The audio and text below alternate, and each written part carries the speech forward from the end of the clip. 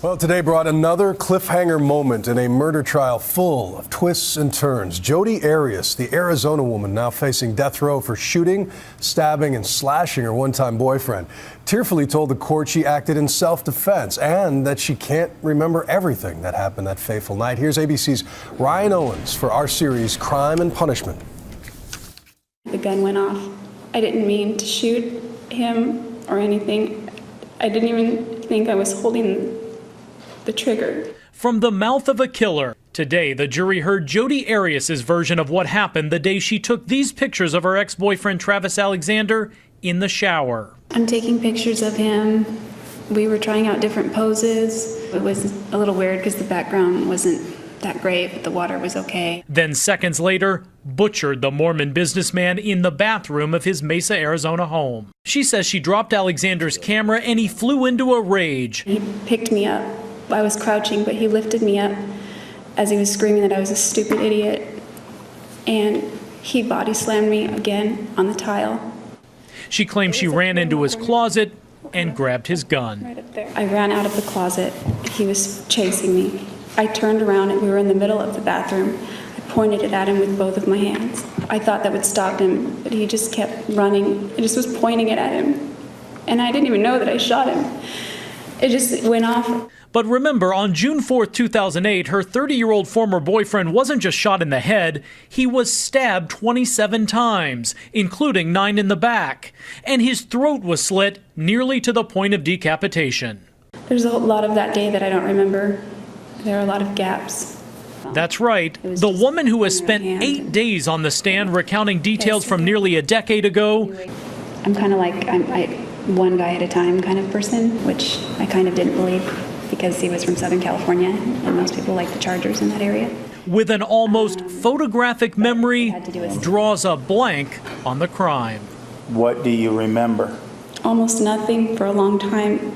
There are some things that have come back over years, but nothing. I don't know if those are things that I'm thinking of from before or if it's that day.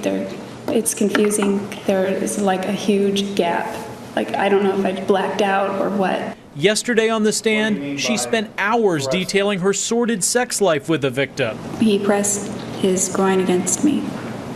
Okay. Against your buttocks? Yes.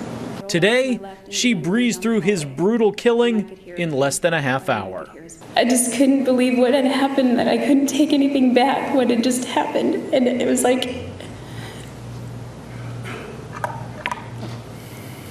I couldn't rewind the clock. Travis Alexander's family sat stunned listening to her story of self-defense. The most clear memory that I have after that point is driving in the desert. She remembers so much, and yet when it comes to the most important thing in this case, which is how did he end up with his throat slashed, she can't tell you. Doesn't remember. I have no memory of stabbing him.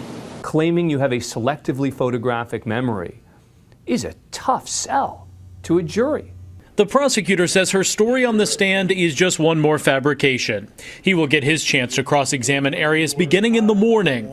Expect fireworks. He says she murdered her ex in a jealous rage, planned every detail, and lied to cover her tracks. Listen, the truth is I did not hurt Travis. The prosecutor played these interrogation tapes from right after her arrest. First, she told the detective she wasn't there. If Travis were here today, he would tell you that it wasn't me.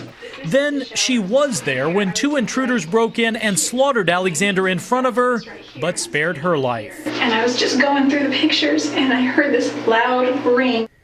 Jodi Arias' web of lies has led some to call her a monster who will say anything to save her skin. She is not a monster. She is a loving, caring, intelligent, articulate, funny person. Ann Campbell and Donovan Bering are friends of Jodi Arias. They talk to and visit her in jail almost daily. They say the young woman who won a jailhouse Christmas caroling contest is just as sweet as her voice. When Christ was born. It had to be something terrible for her to snap because In the 4.5 years I visited her, I've never seen her get angry, lose her temper. She's horrified. Like she said, there's not 1 ounce of her life that's not out there, that's not open to the public. It's humiliating. Donovan, who has been in court nearly every day, met Arias in jail. She was there for being an accessory to arson. She and Ann say they've received death threats for supporting their friend. I know this is a difficult question to answer as her friends, but what do you think should happen to her? Well, as her friend, I don't want to see her get the death penalty. I don't want to see her lose her life. I don't want to see her die. But of course, that's not up to her. Jodi Arias' fate rests in the hands of an Arizona jury. A few years ago, Arias told the show Inside Edition she wasn't worried. No jury is going to convict me. Why not? Because I'm innocent, and you can mark my words on that one. No jury will convict me. This jury has seen that clip, and now they've heard her version of what happened the day she killed her ex-boyfriend. He's grabbing at my clothes, and I got up, and he's just screaming angry. And after I broke away from him, he can kill you, bitch. At least a little, she says she can remember.